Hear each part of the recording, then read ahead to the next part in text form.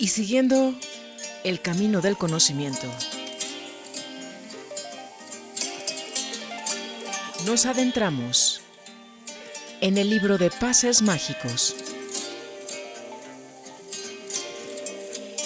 la sabiduría práctica de los chamanes del antiguo México, la tensegridad, escrito por Carlos Castaneda.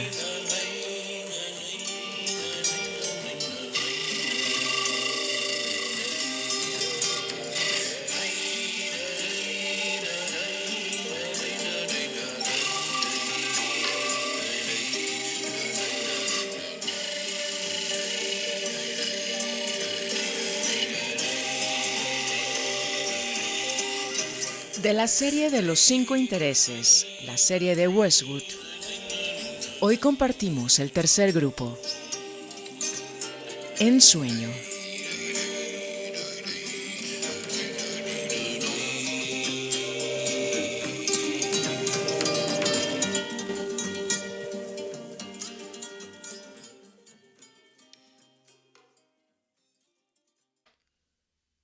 Tercer grupo, Ensueño.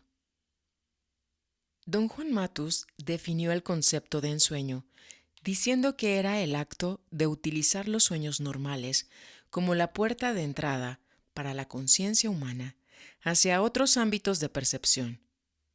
Esta definición implicaba para él que los sueños comunes podían ser utilizados como una escotilla que guiaba la percepción hacia otras regiones de energía, diferente de la del mundo de la vida cotidiana, y, sin embargo, sumamente similar a esta en su núcleo básico. El resultado logrado con esto era, para los brujos, la percepción de mundos verdaderos en los que podían vivir o morir, mundos increíblemente distintos del nuestro y al mismo tiempo sumamente similares. Cuando lo presioné para que me diese una explicación lineal de esta contradicción, don Juan Matus adoptó una vez más la posición habitual de los brujos al decirme que las respuestas a todas estas preguntas se podían encontrar a través de la práctica y no de la búsqueda intelectual. Me dijo que, a fin de hablar de estas posibilidades, no quedaba otra alternativa que utilizar la sintaxis del idioma, cualquiera fuese el que habláramos, y esa sintaxis necesariamente tenía limitaciones de expresión. La sintaxis de cualquier idioma se refiere solo a las posibilidades de percepción que se encuentran en el mundo en que vivimos. Don Juan subrayaba enfáticamente la diferencia que existe en español entre los verbos soñar y ensoñar. Esta última es la forma que sueñan los brujos. El arte de ensoñar, de acuerdo con las enseñanzas de don Juan, se originó a partir de una observación casual que hicieron los brujos del antiguo México cuando veían a una persona dormida. Observaron que durante el sueño, el punto de encaje era desplazado, en forma natural y sin esfuerzo, de su posición habitual y que se movía hacia cualquier sitio en la periferia de la esfera luminosa o hacia cualquier lugar en su interior. Correlacionando su visión con los relatos de las personas a las que habían observado dormidas, se dieron cuenta de que, cuanto mayor era el desplazamiento del punto de encaje, tanto más sorprendentes eran los hechos y las escenas que estas personas habían experimentado en sus sueños. Después de reafirmar esa observación, los brujos comenzaron a buscar con avidez oportunidades para desplazar su propio punto de encaje. Terminaron por utilizar plantas de acción psicotrópica para lograrlo. Pronto se dieron cuenta de que ese desplazamiento, originado al utilizar esas plantas, era errático, forzado y fuera de todo control. En medio de ese fracaso descubrieron, sin embargo, una cosa que resultó de gran valor y que ellos llamaron la atención de ensueño. Don Juan explicaba ese fenómeno refiriéndose primero a la conciencia cotidiana del ser humano como de atención fijada en los elementos del mundo de la vida cotidiana. Señaló que el ser humano solo echaba un vistazo superficial, pero sostenido a todo cuanto lo rodeaba. Más que analizar las cosas, el hombre simplemente establecía la presencia de esos elementos a través de un tipo especial de atención, un aspecto específico de su conciencia general. Sostenía que de manera similar esta mirada sumaria, pero al mismo tiempo sostenida, podía aplicarse a los elementos que constituyen un sueño normal. Don Juan denominó a este aspecto distinto y específico de la conciencia general atención de ensueño, o sea, la capacidad que los practicantes adquieren para mantener su conciencia firmemente fijada en los elementos de sus sueños. El cultivo de la atención de ensueño dio a los brujos del linaje de Don Juan una taxonomía básica de los sueños. Comprobaron que la mayoría de sus sueños eran imaginería, productos de la cognición de su mundo cotidiano. Sin embargo, habían algunos que escapaban a esa clasificación. Esos sueños eran verdaderos estados de conciencia acrecentada, en la cual los elementos del sueño no eran simple imaginería, sino elementos generadores de energía. Para aquellos chamanes, los sueños que tenían elementos generadores de energía eran sueños en los que eran capaces de ver la energía como fluye en el universo. Esos chamanes eran capaces de focalizar su atención de ensueño en cualquier elemento de sus sueños y así descubrieron que habían dos tipos de sueños.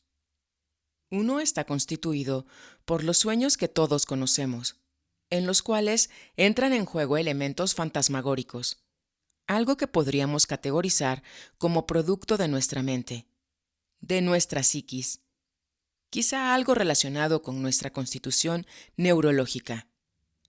El otro tipo de sueños era lo que denominaban ensueños generadores de energía. Don Juan decía que aquellos brujos de la antigüedad se encontraban participando en sueños que no eran sueños, sino verdaderas visitaciones realizadas en un estado de ensueño a lugares auténticos situados fuera de este mundo, sitios tan reales como el mundo en que vivimos, sitios donde los objetos del sueño generaban energía, de la misma manera en que para un brujo vidente, los árboles, los animales y hasta las rocas generan energía en nuestro mundo cotidiano. Sin embargo, para aquellos chamanes, sus visiones de ese tipo de sitios eran demasiado fugaces, demasiado pasajeras como para ser de algún valor para ellos. Atribuían esa falla al hecho de que sus puntos de encaje no se podían mantener fijos durante un tiempo considerable en la posición hacia la cual habían sido desplazados. Sus intentos de remediar esa situación pasaron a constituirse en otra de las altas artes de la brujería, el arte del acecho. Don Juan definió ambas artes con mucha claridad el día en que me dijo que el arte del ensueño consistía en desplazar adrede el punto de encaje de su posición habitual.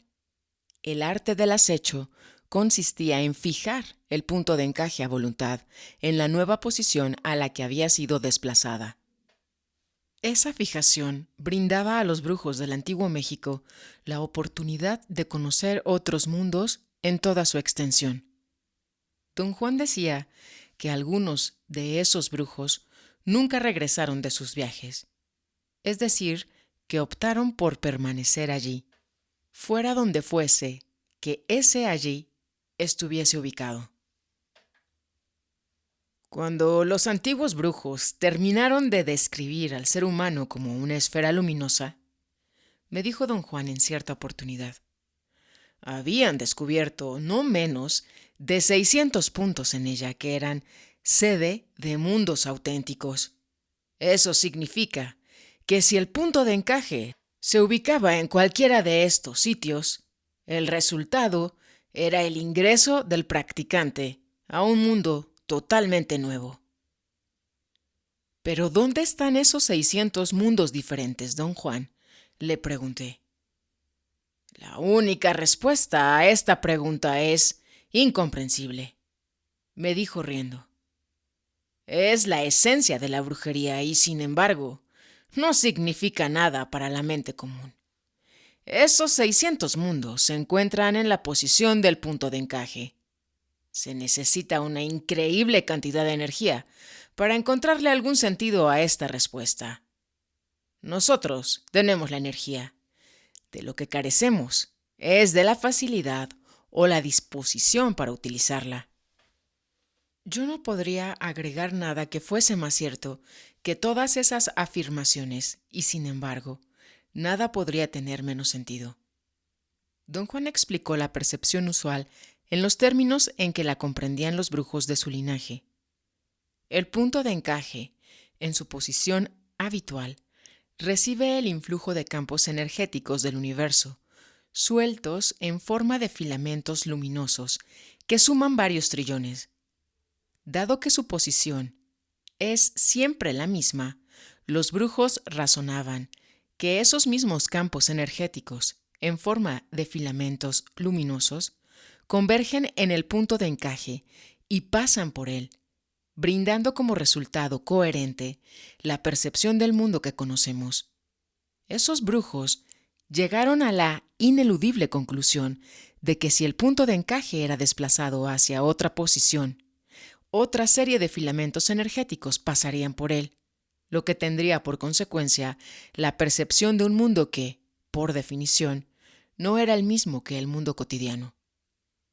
Según la opinión de don Juan, lo que el hombre normalmente entiende por percibir es, en realidad, el acto de interpretar datos sensoriales.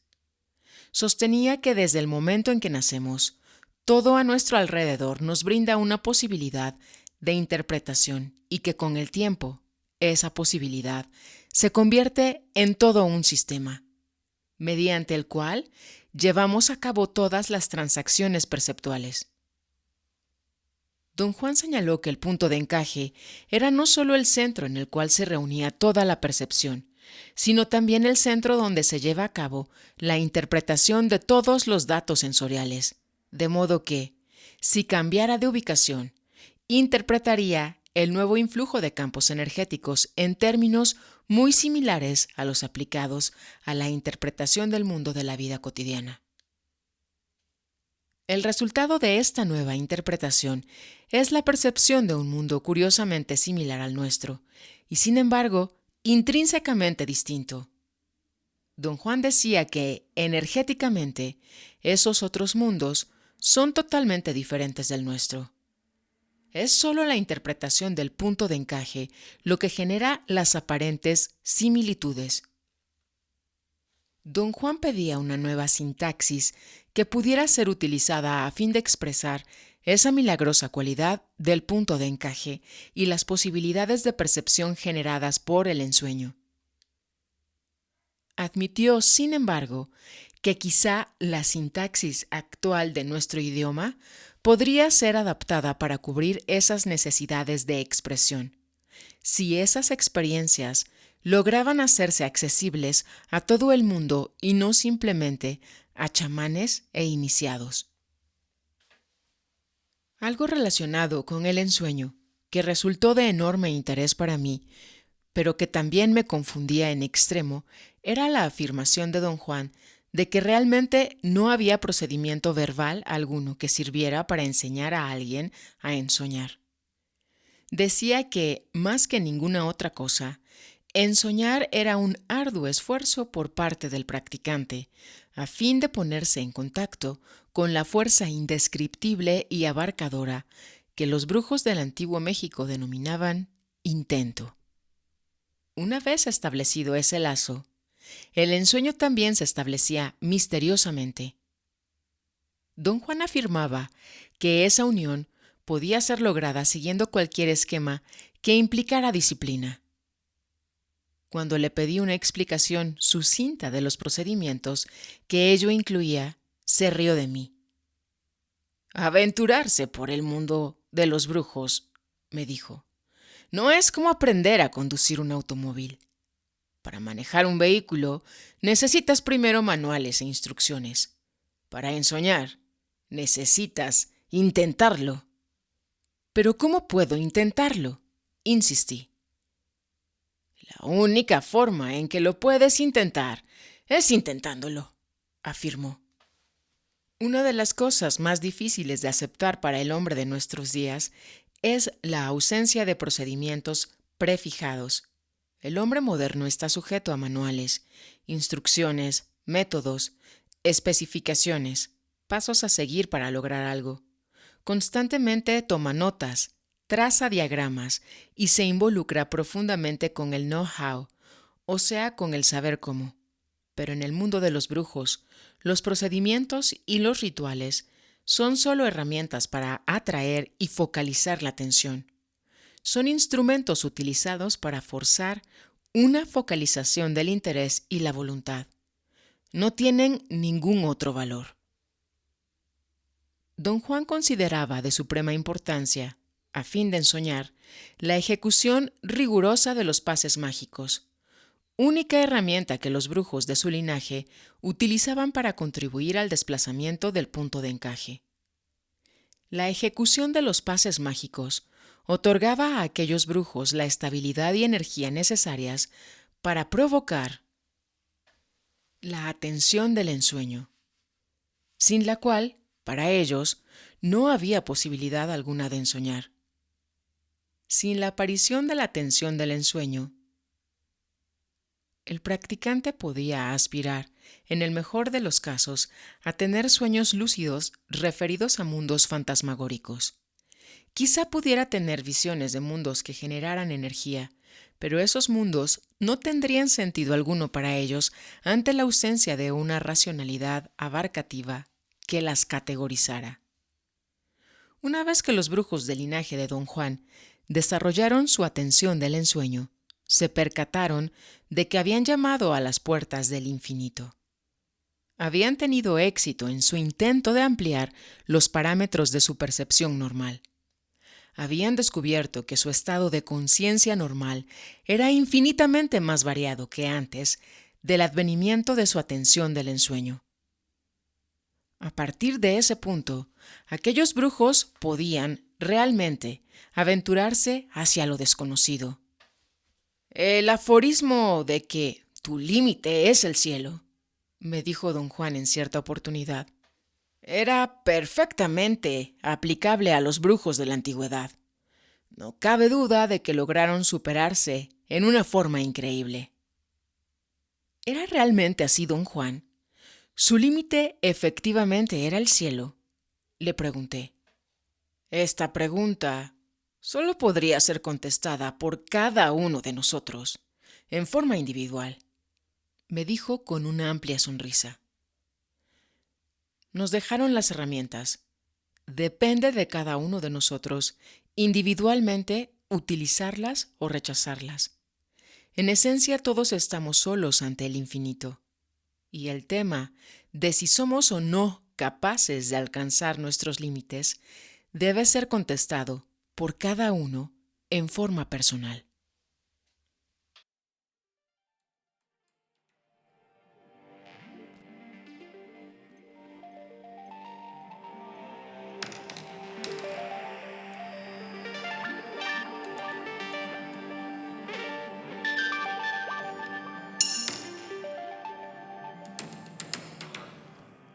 Fechando martes 9 de julio del año 2024.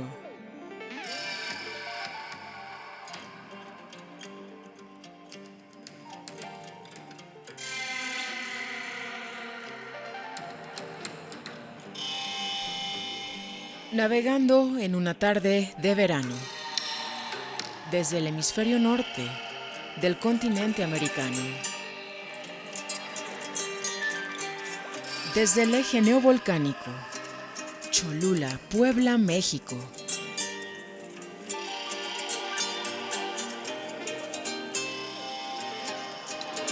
Transmitiendo energía fina.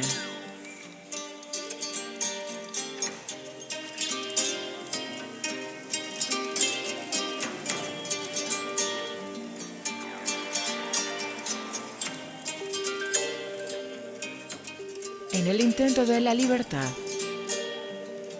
seguimos practicando.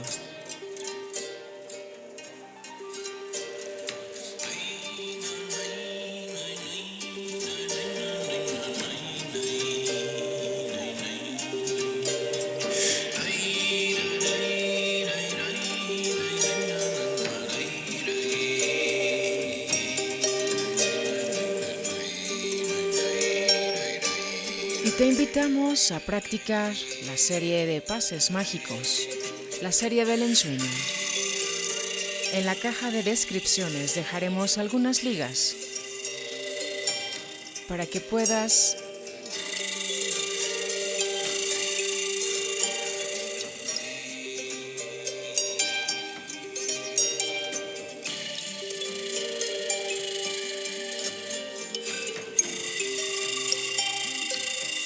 podamos ensoñar juntos.